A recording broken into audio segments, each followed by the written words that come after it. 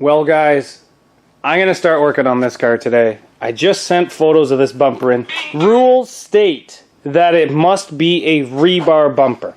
Now there was a big problem a couple years ago about this bumper. A couple of my buddies brought it to one of their shows and they made them run mid-size instead of mini. My eyes, any bumper, the rules are 1980 and newer front bumper or bumpers.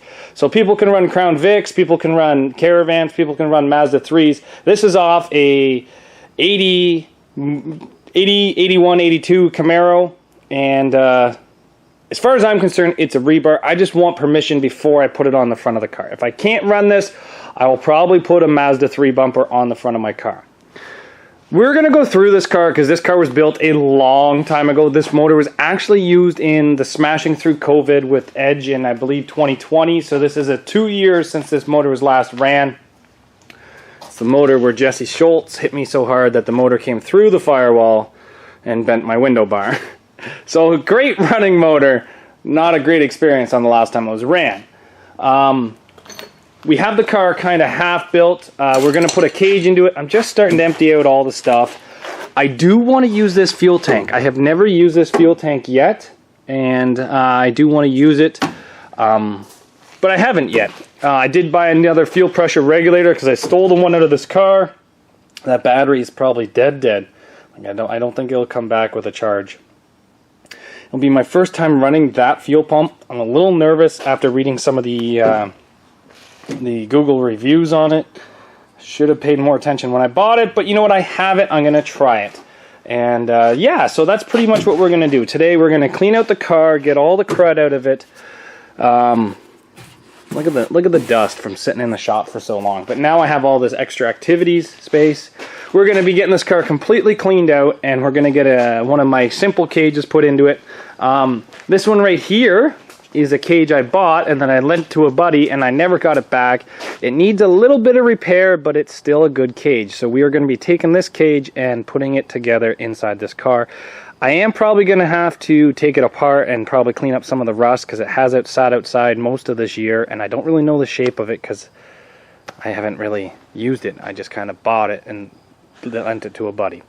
But let's get this car cleaned out and ready to go. And when I say cleaned out, I mean stuff like this. Random wiring, Rock Auto stickers, stuff like that. So let's get going.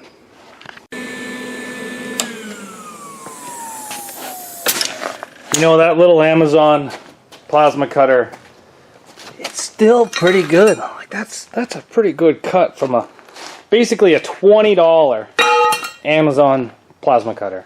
I don't even think they sell them anymore. I bought it for $300, bought the $20 warranty. I had issues with the whip. They emailed me back all my money and I bought a $25 whip. So that's been a great plasma cutter. So what we're going to do, this one here, you can see that it's been bent a bit. So I hammered it straight, put some weld on the broken spots, and then I cut a little piece of triangle. I don't want to touch it, but I do have it welded in there. See, those are some nice welds. And there, we have the welds holding it on there. We're going to do the exact same for this, but we are also going to cut the foot. This here is the original design. I do not like it. I like it with the foot cut off, because right now then it has to be that far away from the rear seat kick panel. I want to bring it as tight to that kick panel as I can. I find that it helps hold everything together. So we're just going to zip cut this one off. We're going to weld that piece on that I cut off there, and then I'm going to let that cool down. I kind of got to clean all this up in here, so I might break out the torch and clean some of that up. And then I'm probably going to let it cool down so I don't burn myself, and we're going to put it inside the car. So this one here is the driver's side. Make sure it's not too hot. Yeah, so you can see how it's cut off. I think I broke the shock resistor thing inside my camera. Oh, left-handed. Up and in, just like that. Just like that. And you see how it sits right tight to the rear kick panel now that we have the foot cut off? So we're going to do that with the other one as well. So the other day really didn't go that good for us. We ran out of welding wire. So I went to town and I bought a brand new spool of welding wire. So now we can finish welding the bumper on. So that's That's what happened to us on Sunday. And then Sunday I tried putting this cage together inside of here and realized that we were missing one of the bars. So I contacted my buddy Josh, and we found out Josh has the last bar. So we drove all the way up to Josh's house, and the alternator died in my truck. So I babied it to Josh's house when I got there. I think it had like 4 volts left in the battery, maybe 5, because I have a voltmeter in my truck.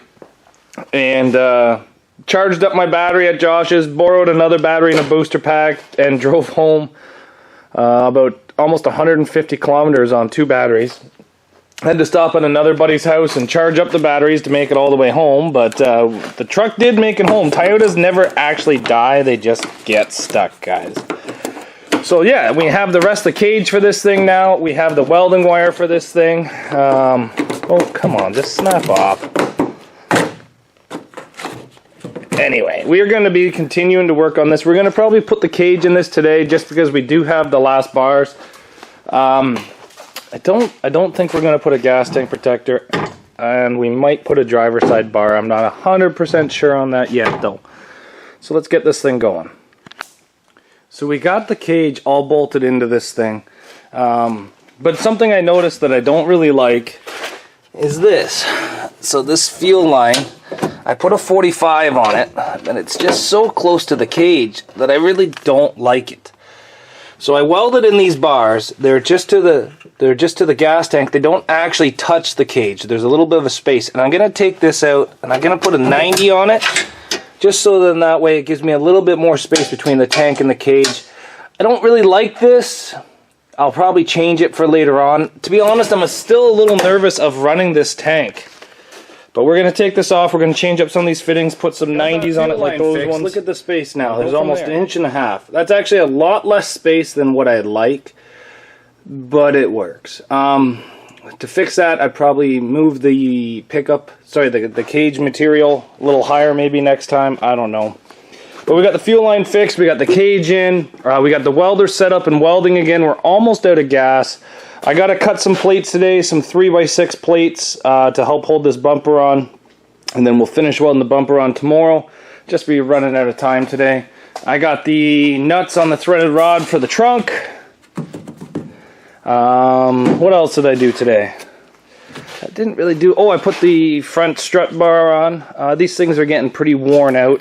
This one here actually didn't fit. I had to stand on it just to make it fit. So I think they're getting a little bit worn out. One of the rules I did see from the show I'm looking to go at in the US is that I can have a strut bar. It doesn't say it has to be the factory one. So we might build one of these out of angle iron just to try to help these struts stay a little bit farther apart. I'm allowed one on the front and one on the back.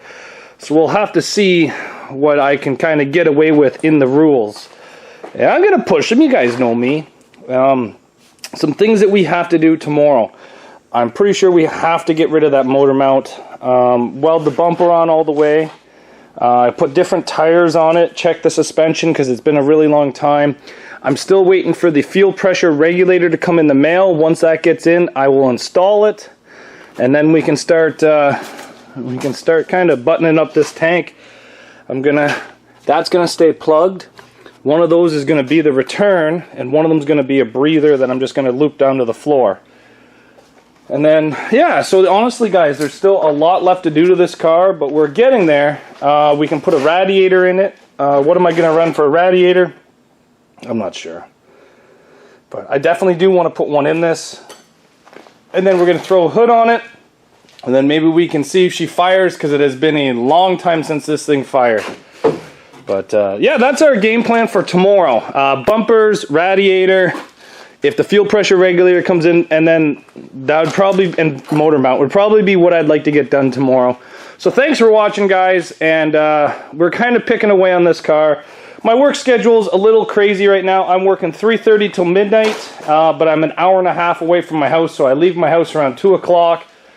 But next week, they're making me start at noon, so that means I'm pretty much going to have to leave my house at 10:30 a.m. and I'm getting home around 9:30 at night.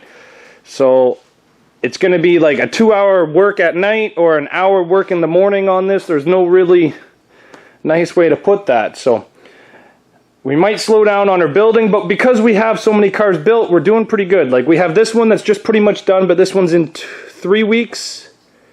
3 weeks. The G6 is in about 2 weeks. The Subaru is in about, I'm going to say a month. That's in 2 weeks. The 300. Like, we're doing good with building these cars, guys. We really are.